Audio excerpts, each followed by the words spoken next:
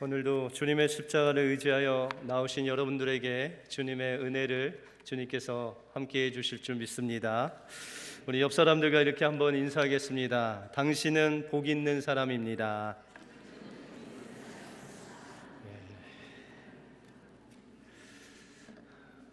오늘 이 예배에 나오신 모든 분들 주님으로 인해서 복 있는 사람인 줄 믿습니다. 오늘도 예배를 통해서 하나님께서 더 큰 복으로 함께해 주실 줄 믿습니다. 미국에 이민을 와서 세탁소로 성공한 그리스도인이 있습니다. 그는 한국에서 교사로 학생들을 가르치다가 미국에 이민을 왔는데 미국에서 마땅히 할 일이 없자 그는 수소문을 해서 이 세탁소를 운영하면서 그 수익의 일부를 선교사님을 지원하는데 보내고 또한 그렇게 이 미국 생활을 시작했다고 합니다. 하지만 그에게는 세탁소에서 일하는 것이 너무 힘든 그런 일이었다고 합니다. 그래서 순간순간 이것을 그만둬야 되는데 라는 그런 위기의 순간들이 늘 그에게 있었다고 합니다. 학생들을 가르쳤던 이전의 모습을 비교하면 자신의 모습이 초라해지고 또한 늘 마음이 상했기 때문에 그는 그 일을 하는 것이 어렵게 생각되었습니다. 그러던 어느 날 맡겨진 세탁물의 안주머니에서 2,700불이라는 큰 거금을 보게 되었습니다. 그는 그 마음속에 이 돈을 잃어버린 사람이 마음에 시험이 들었겠구나라고 그렇게 생각하고 그 돈을 잘 간직하고 그 손님이 오면 다시 돌려줘야 되겠다라는 그런 마음을 가졌다고 합니다. 며칠 후에 세탁물의 주인이 오자 세탁소 주인이 그 호주머니에서 나온 돈을 그 주인에게 돌려주었습니다. 그 돈을 받은 그 사람이 마음의 감동을 받고 며칠 후에 그를 다시 찾아왔습니다.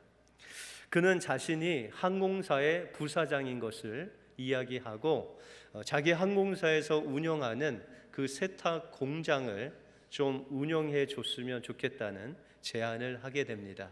그리고 그는 그 제안을 받아들이고 그것을 성실하게 함으로써 지금은 직원이 700명이 되는 큰 세탁 공장을 이룰 수가 있었다고 고백합니다.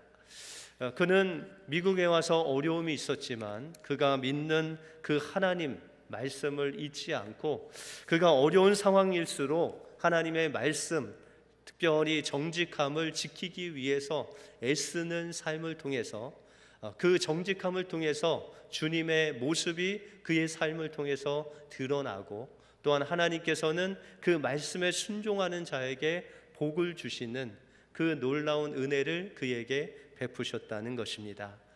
그럼 우리도 이 예수 그리스도를 믿고 복 있는 사람으로서 이 세상을 어떻게 살아가는 것이 하나님이 원하시는 복 있는 자의 삶인가를 오늘 말씀을 통해서 살펴보도록 하겠습니다. 먼저 복 있는 사람은 하나님의 말씀을 따라 걷는 사람이다 라고 말할 수 있습니다. 오늘 1절에 보시면 복 있는 사람은 악인의 길을 좇지 아니하고 라고 말씀하고 있습니다. 성경에는 이 복이라는 단어가 많이 나옵니다. 그리고 이 복이라는 단어도 바로 여러 종류가 있습니다. 그런데 오늘 이 본문에 말씀하시는 복이라는 단어는 아샤르라는 히브리어의 단어입니다. 근데 이 아샤르의 복은 어떤 복이냐면 하나님께서 우리에게 말씀하시고 또한 그 말씀대로 순종하는 자에게 복을 주시는 복입니다.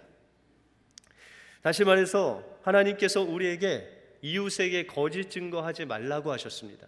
근데 우리가 삶을 살다 보면 거짓말을 좀 해야 될 그런 상황이 있을 때가 있습니다. 내가 거짓말을 해야 이 상황을 아주 쉽게 빠져나갈 수 있는 그런 상황과 우리가 맞닥뜨릴 수가 있다는 것입니다.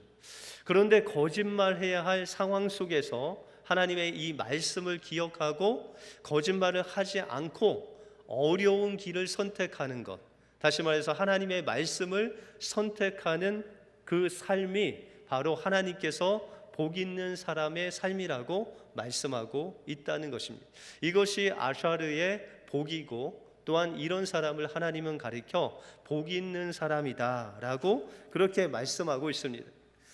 우리가 복 있는 사람은 악인의 꾀를 좇지 아니한다라고 말씀하셨는데, 이 악인의 꾀라는 것은 하나님 없이 우리 인간 스스로의 생각대로 살아갈 수 있다라는 것입니다.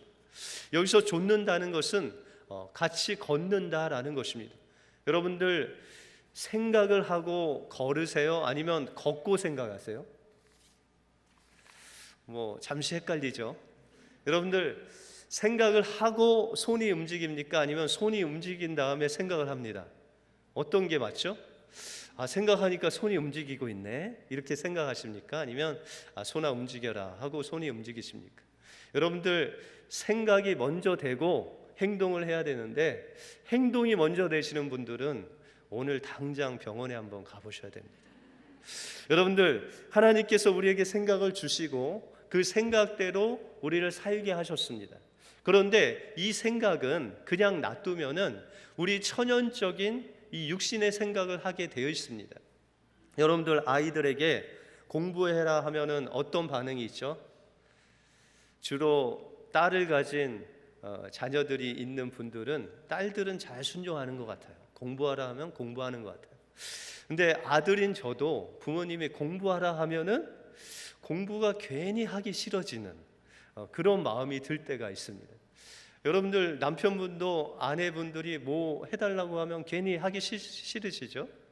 그것이 그냥 우리 육신적인 그냥 마음입니다. 죄가 있어서도 아니고 그냥 그것이 우리의 마음이라고 하는 것입니다. 그런데 오늘 본문에는 그런 마음이 그냥 그 마음을 그냥 두어서는 안 되고, 그냥 두어서는 그것이 악인의 꾀를 쫓는 그런 삶이 된다고 말씀하고 있다는 것입니다.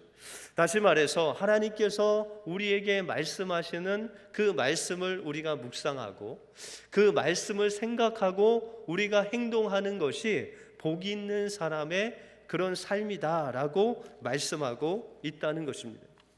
여러분들 우리는 아담과 하와 때부터 우리는 죄가 있기 때문에 그냥 우리의 마음을 내버려 두면 어디에 속박되는 것을 싫어합니다. 그냥 자유스럽게 그냥 내 마음대로 사는 것이 좋은 그런 삶을 살게 되어 있습니다. 그런데 오늘 본문에는 그것이 악인의 꾀다라고 말씀하고 있다는 것입니다. 다시 말해서 하나님 없이 내 마음대로 내 생각대로 살 수 있다라고 하는 그것이 악인의 꾀라는 것입니다. 다시 말해서 우리 복 있는 사람은 하나님께서 인도하시는 대로 하나님을 생각하고 하나님의 말씀을 생각하고 살아야만이 그것이 하나님께서 복 있는 사람이다라고 말씀해 주신다는 것입니다. 그래서 오늘 6절에 보시면 대저 의인의 길은 여호와께서 인정하시나 악인의 길은 망하리라 라고 말씀하고 있다는 것입니다. 그러므로 우리는 복 있는 사람의 발걸음과 같이 항상 하나님의 말씀과 함께 걸어야 됩니다. 하나님께서 무엇을 우리에게 말씀하시는지 늘 기억하고 하나님의 말씀을 좇아 우리가 살아갈 때 우리는 하나님께서 원하시는 하나님의 말씀과 함께 걸어 다니는 삶을 살 수 있다는 것입니다. 여러분들의 생각이 아닌 하나님의 말씀을 좇아 사심으로 하나님께서 원하시는 복 있는 사람이 되시는 여러분들의 삶이 되시길 바랍니다. 두 번째로 복 있는 사람은 하나님과 함께 서 있는 사람입니다. 여기서 죄인의 길이라고 했을 때 죄인의 길은 하나님께서 원하시는 삶이 있는데 그 원하시는 삶에서 벗어난 삶을 가리켜 죄인의 길이다라고 말씀하고 있습니다. 여러분들 하와가 선악과를 따먹기 전에 선악과로 걸어갔죠. 그죠? 이 죄악은 거기서부터 시작한 것입니다. 이 하와가 하나님께 명령하신 하나님께서 짐승의 이름을 짓고 그들을 케어하는 일을 하라라고 했는데, 세상을 다스리고 정복하라고 말씀하셨는데, 이 하와는 하나님의 말씀대로 순종하지 아니하고 하나님께서 말씀하시기를 선악과를 먹는 날에는 내가 정령 죽으리라 라고 말씀하셨는데도 불구하고 그 마음속에 선악과 나무가 어떻게 생겼을까라는 호기심으로 자신의 생각을 따라 그곳에 갔습니다. 그곳에 가서 머물다 보니까 자기가 서 있는 그곳이 바로 선악과 나무였다는 것입니다. 그러므로 하나님께서는 우리가 어디에 서 있느냐, 그것이 중요하다는 것입니다. 우리의 인간의 생각을 따라 서 있는 그곳은 하나님이 원하시지 않는 죄인의 길, 그곳이 죄인의 길, 넓은 길이 될 수 있고, 하나님께서 말씀하시는 그 말씀을 쫓아가다 보면 그곳은 하나님께서 함께 하시는 하나님의 임재가 있는 곳이라는 것입니다. 여러분들 창세기 34장에 보시면 이 야곱이 라반의 집에서 떠나서 이제 하나님께서 명령하신 베델로 가는 중에 큰 어려움을 당합니다. 그것은 평생 원수와 같은 자기 형 에서를 만난 것입니다. 이제 다음 날이면 이 형을 만나야 되는데 그 마음속에 두려움이 있었습니다. 그 형을 만나면 형이 죽일 것 같고, 사람을 시켜서 이야기해 봤더니 형이 400명이라는 그 부하를 데리고 온 것입니다. 이대로 가다가는 자기는 죽을 수 있다고 생각하고 마침 그 강가에 나타난 천사를 붙들고 나를 살려달라고 합니다. 그래서 하나님께서 보내신 그 천사의 도움을 통해서 은혜를 받았고, 그 다음날 에서와 화해하고 은혜스럽게 헤어지는 놀라운 역사를 그가 맛보게 됩니다. 그리고 이 야곱은 이제 하나님께서 명령하시고 꿈에서 나타나서 명령하신 그 베델로 가야 되는데, 이 야곱이 또 인간의 생각을 하게 됩니다. 이 야곱이 가장 사랑했던 라헬이 둘째 아들을 임신하고 있었습니다. 베냐민을 뱃속에 임신을 하고 있었습니다. 그래서 이 임산부가 아주 험한 길을 가면 난산을 할 수 있고 위험에 처할 수도 있습니다. 그런 인간적인 생각이 들었을 때 베델로 가기는 무리니까 적당한 곳에 머물러야 되겠다라고 야곱은 생각했습니다. 그곳이 바로 숫곳이라는 곳이었습니다. 그래서 야곱은 베델까지 가지 않고 숫곳에 머물므로 자신의 평안함과 평안을 누릴 수가 있었다는 것입니다. 그런데 그곳에 불미스러운 사건이 있었습니다. 그것은 이 야곱의 딸인 디나가 그냥 아빠가 이렇게 하는 짐승들을 치다 보니까 심심했습니다. 그래서 그 주변에 여자들이 있나 하고 세겜 땅에 가서 여자를 보려고 하다가 그 땅의 추장에게 어려움을 당합니다. 그 디나도 그가 머물렀던 그곳에 머무르면 되는데 자신의 생각을 따라 간 곳이 바로 죄인의 길이 되었던 것입니다. 그래서 그 어려움을 당하고 나서 하나님의 인도하심을 따라서 이 야곱과 가족은 자신의 모든 죄악을 내려놓고 베델로 감으로 인해서 하나님께서 그 베델에서 축복을 하십니다. 그 베델로 가는 중에 라헬이 난산에서 죽기도 하고, 또한 그의 아버지 이삭이 죽음을 맞이하기도 했지만 그 베델에 하나님의 임재가 있었고 그곳이 하나님께서 함께 하시는 곳이 되었다는 것입니다. 복 있는 사람은 하나님께서 인도하시는 곳으로 가는 것입니다. 우리가 어디에 있든지, 직장에 있든지 집에 있든지 교회당에 있든지 이곳이 하나님의 인도하심을 따라온 곳에 우리가 서 있다면 그것은 숫곳이 아닌 베델이 된다는 것입니다. 여러분들, 하나님께서는 여러분들의 그 발걸음을 여러분들이 인도하는 것이 아니라 하나님께서 여러분들의 발걸음을 인도하기를 원하신다는 것입니다. 그러기 위해서 우리는 하나님의 그 뜻을 알기 위해서 하나님의 말씀을 묵상하고 그 하나님의 말씀을 좇아 사는 삶을 살아갈 때 여러분들이 계신 곳이 베델이 될 줄 믿습니다. 우리 베델에 머무시는 여러분들의 삶이 되시길 바랍니다. 이와 같이 복 있는 사람은 하나님의 말씀을 생각하고 또한 하나님께서 인도하시는 그곳에 서 있는 삶을 사는 사람이라는 것입니다. 이렇게 복 있는 사람의 삶을 잘 보여주는 어린이의 편지를 여러분들의 소개하고 설교를 마칠까 합니다. 사랑하는 예수님, 안녕하세요. 저는 구로동에 사는 용욱이에요. 구로초등학교 3학년이고요. 우리는 벌집에 살아요. 벌집이 무엇인지 예수님 잘 아시죠? 한 울타리에 55개 가구가 사는 집이 바로 벌집이에요. 방문에 1, 2, 3 번호가 써 있고요. 우리 집은 32호예요. 우리 식구는 외할머니와 엄마, 동생, 용숭이랑 이렇게 4식구가 살아요. 우리 방은 할머니 말씀대로 라면 박스만한 데서 4식구가 다 잘 수가 없어서, 그래서 엄마는 술집에서 주무시고 새벽에 오셔요. 아빠는 청송 교도소에 계시는데 엄마는 우리 보고 죽었다고 말해요. 예수님, 우리는 참 가난해요. 구호 양식을 받아도 도시락 못 사가는 날이 더 많아요. 엄마는 술을 많이 먹어서 간이 나쁘다고 하는데 매일 술을 먹고 어린애같이 엉엉 잘 우시고요. 우리 보고 이 애물단지들아 왜 태어났니? 같이 죽어버리자라고 하실 때가 많아요. 지난 4월 부활절날 제가 엄마 때문에 회개하면서 운 거 아시지요? 저는 예수님이 제 죄 때문에 돌아가셨다는 말을 정말로 이해할 수가 없었어요. 저는 죄가 통 없는 사람인 줄만 알았어요. 그런데 그날 제가 죄인인 것을 알았어요. 저는 친구들이 우리 엄마 보고 술집 잡부라고 말하는 것을 죽기보다도 싫었어요. 매일 술 먹고 주정하는 죽자고 하는 엄마를 너무 미워했던 것 아시죠? 지난 부활절날 저는 엄마 미워했던 거 용서해 주세요라고 예수님께 기도했는데 예수님께서 십자가에서 피 흘리는 모습으로 용우가 내가 너를 용서한다라고 말씀하시는 것 같아서 저는 그만 와락 울음을 터뜨리고 말았어요.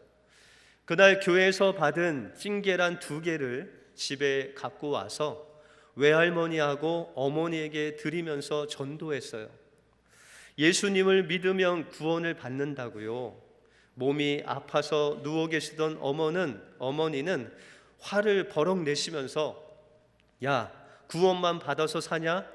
집주인이 전세금 50만 원에 월세 3만 원을 더 올려달라고 하시는데 예수님이 구원만 말고 50만 원 더 주시면 내가 예수님 믿겠다라고 하시는 것 아니겠어요? 그 말에 너무 신나서 매일매일, 그리고 학교에서 돌아올 때 교회당에 들려서 기도했잖아요. 근데 마침 글짓기 대회에 나간 것도 기억하시죠? 담임 목사님이 뽑아내어 주셨잖아요. 저는 청송에 계신 아버지와 서초동에서 꽃가게를 하면서 행복하게 살았던 이야기를 그리워하면서 불행한 지금의 상황을 썼거든요. 예수님, 그날 제가 1등상을 타고 얼마나 기뻐했는지 아시지요? 그날 엄마는 너무 몸이 아파서 술도 못 드시고 울지도 못하셨는데 그날 저녁에 뜻밖의 손님이 찾아오셨어요.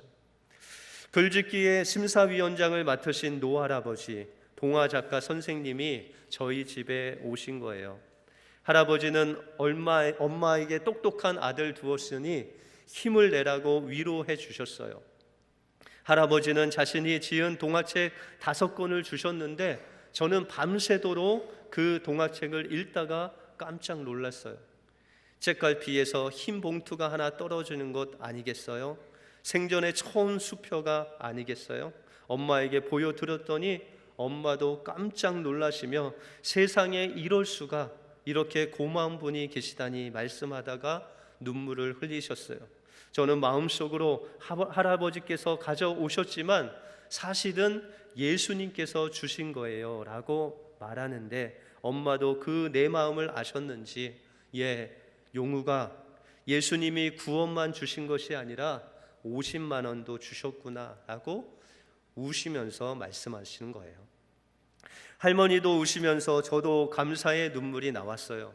동생 용숙이도 괜히 따라 울면서 오빠 그럼 우리 안 쫓겨나고 여기서 계속 사는 거야 라고 말했어요. 너무 신기한 일이 주일날 또 벌어졌어요. 엄마가 주일날 교회에 가겠다고 화장을 10개 하시고 그 대예배에 가신 그 엄마가 얼마나 우셨는지 그 두 눈이 솔방울 만에 가시고 집에 오셨더라고요.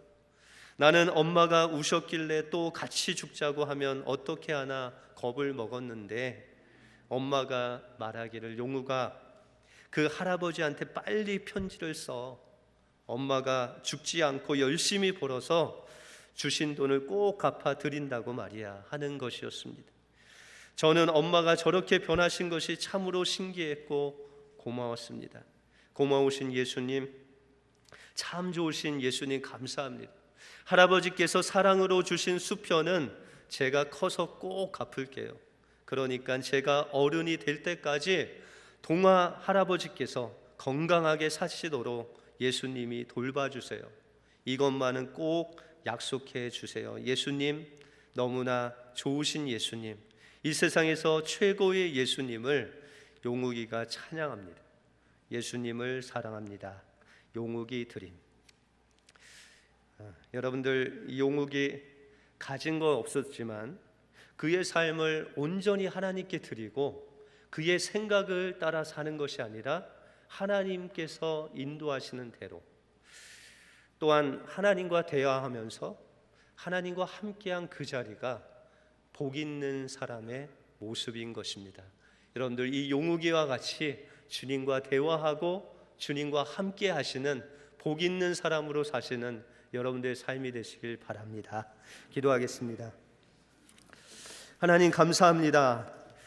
오늘도 살아계셔서 우리와 함께 해 주실 뿐만 아니라 우리의 발걸음을 하나님의 말씀으로 인도해 주실 뿐만 아니라 그 말씀을 따라서 세상에서 몸부림치면서 하나님의 말씀을 이루기 위해서 사는 우리와 함께하여 주셔서 하나님, 복 있는 사람에게 주시는 그 놀라운 생명의 은혜를 우리에게 공급해 주신 주님 감사합니다. 때로는 우리가 세상에서 가난하게 보이고, 때로는 자존심 상하고, 때로는 내가 왜 이렇게 사나 생각하지만, 그러나 그 자리에 하나님께서 함께 하실 뿐만 아니라 주님의 핏값으로 주신 우리의 삶인 것을 늘 기억하고 우리가 하나님 앞에 늘 감사하는 우리의 삶이 될 수 있도록 인도하여 주시옵소서. 모든 것 주님께 감사드리오며 예수 그리스도의 이름으로 기도하옵나이다. 아멘.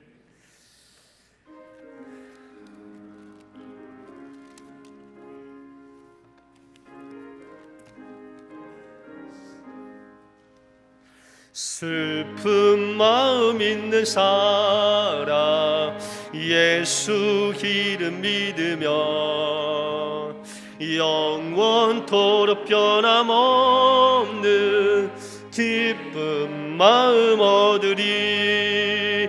예수의 이름은 세상의 소망이요 예수의 이름은 천국의 기쁨일세. 거룩하신 주의 이름 너의 방패 삼아라. 환난 시험 당할 때에 주께 기도드려라. 예수의 이름은 세상의 소망이요 예수의 이름은 천국의 기쁨일세. 존귀하신 주의 이름